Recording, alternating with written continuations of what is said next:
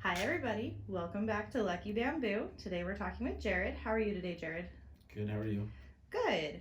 I was wondering if you could kind of explain for a lot of new clients that we've had coming through asking about consultations and what to expect and what they should be prepared for in that consultation. If you could talk about from an artist side what you're looking for out of that consultation that can lead to the best possible consultation to get a tattoo out of that.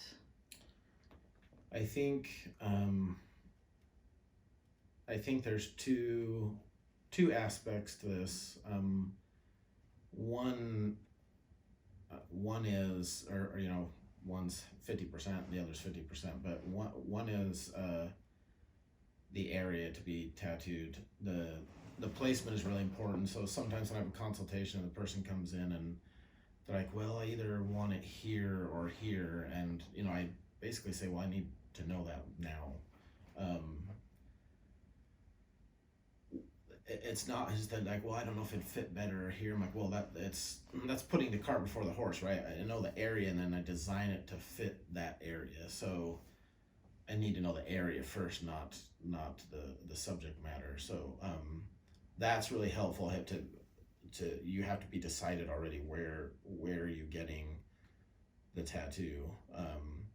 I think I don't know what is going through the mind normally, but from an artist standpoint, we're looking at it as like, okay, here's our canvas, here's how much room we have, and we need to design it for that space.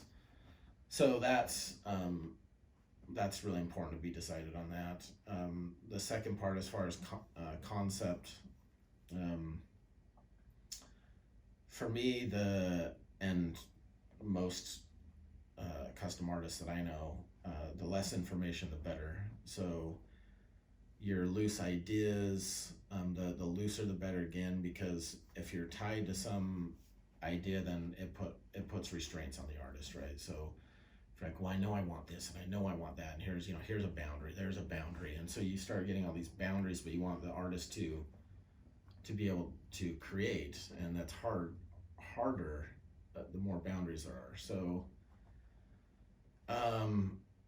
I think allowing your artist artistic freedom, and for me, one of the things that I tell them, especially when they seem nervous, or they're like, oh, I'm not going to see the drawing until the day of, and there's reasons why artists do that, and that's a whole other conversation. But they're not going to see the drawing to the day of, so some people that makes nervous. I'm like, well, you like my work, you've gone through my stuff, you've selected me.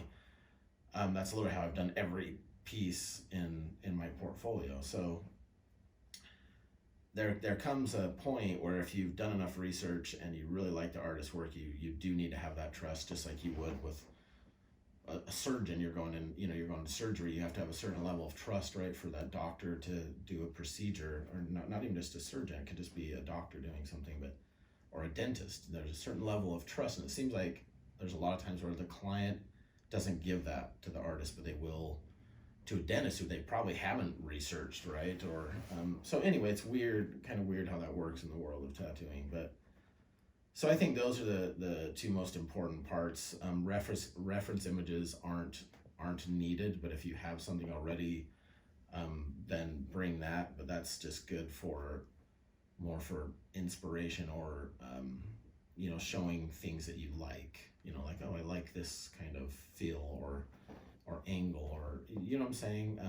But not being stuck. I'm like, no, this is the angle I want. It's like, I like these things. Sometimes people show me 10 images, right?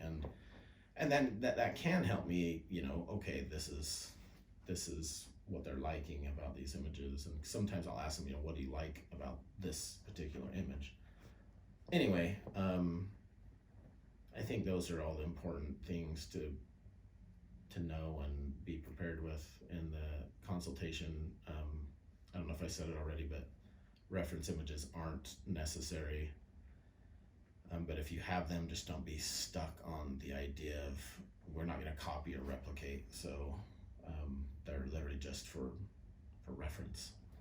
Yeah, no, I think that's great. We've just had a lot of new clients coming in that are just unsure of what they need to bring or what they need to prepare for. So I think that was a great explanation of that, to know the location and to have trust in your artist that you've researched to be able to get an amazing tattoo. So thank you Thank you. for talking through that, and we will see you guys next time. Have a great day, everybody.